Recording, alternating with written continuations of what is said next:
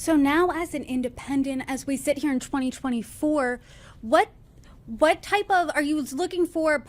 More values that like democratic values from the 60s. You want to bring them in today because I know on a Citizen McCain podcast you said that you are not bound by any ideology.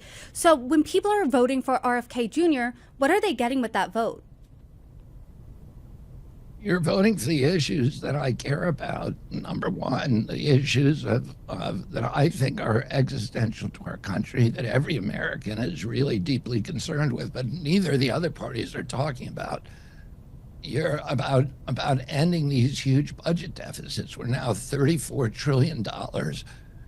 President Trump added $8 trillion. That President Trump in 4 short years added $8 trillion to our debt. That's more money that he spent than every president combined from George Washington to George W. Bush, 283 years of American history.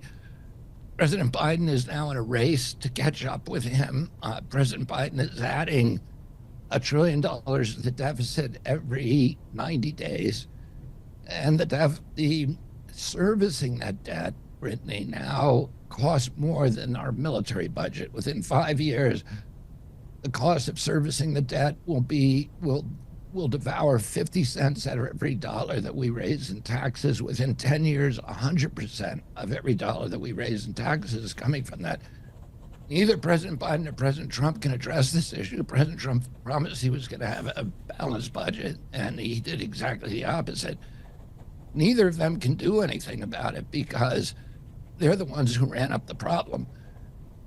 I am the only one that's talking about a plan for reducing that debt, and that ultimately is the only way we're going to reduce inflation, which for every American, basically that is the biggest issue right now. The $4 bread, loaf of bread, $4 milk, the $6 gasoline, and the homes that our children can't afford anymore. Neither of these presidents can deal with the chronic disease epidemic, which I have a plan for ending very, very quickly.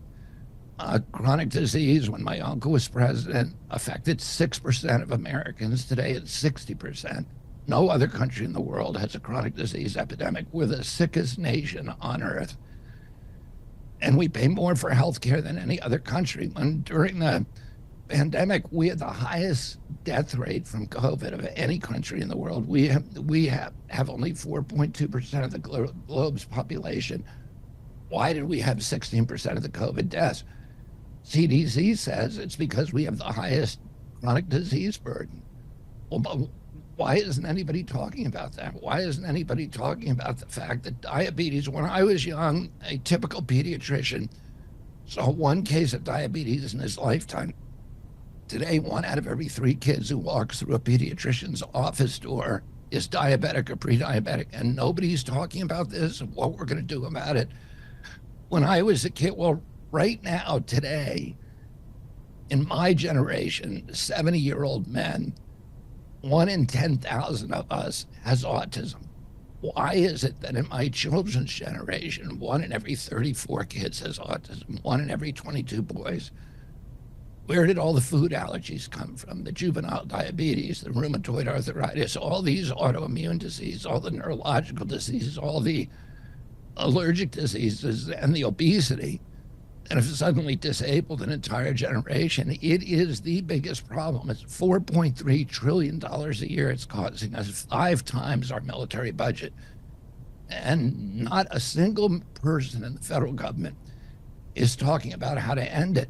And it's not complicated. We can do it. We got to end the toxic exposures that are causing it. And that's what I'm going to do with NIH. I'm going to end the polarization. Which is, I think, most Americans are sick and tired of the hatred, the anger, the vitriol, and our political debate. Our political conversations today are non-existent.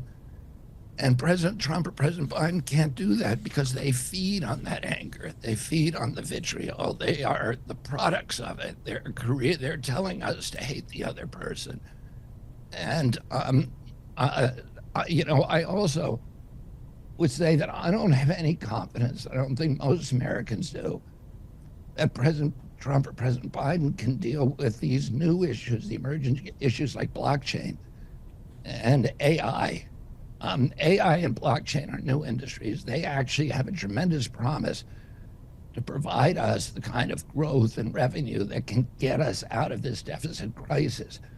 But our solution to AI and blockchain has been to drive them out of the country, to overregulate. We need to regulate them. We need to make sure that AI serves the American public in actually keeping its government honest. We don't want it to become an instrument of government to control and enslave us. Elon Musk famously said that AI is going to steal our jobs and that it's going to kill us. And that very well could be our future. We need a president. It also could provide tremendous prosperity and tremendous improvements in quality of life for the American people. And we need a president who's thinking about those issues now, who's planning for them, who's not driving blockchain abroad. You know, in the past 2 years, 1,200 new cryptocurrencies have registered in Switzerland. They have a net worth of about $390 billion, collective net worth. Well, they should be starting here. We drove them to Switzerland. We've driven them to Singapore. We're driving them to China, to the rest of the world, and blockchain is the future. We need to keep it here like we kept Silicon Valley here. It is the future of our economy. It's the way that we're going to get out of this this terrible deficit bind. We can't afford to be driving it abroad. And I don't think President Trump or President Biden is even thinking about this stuff.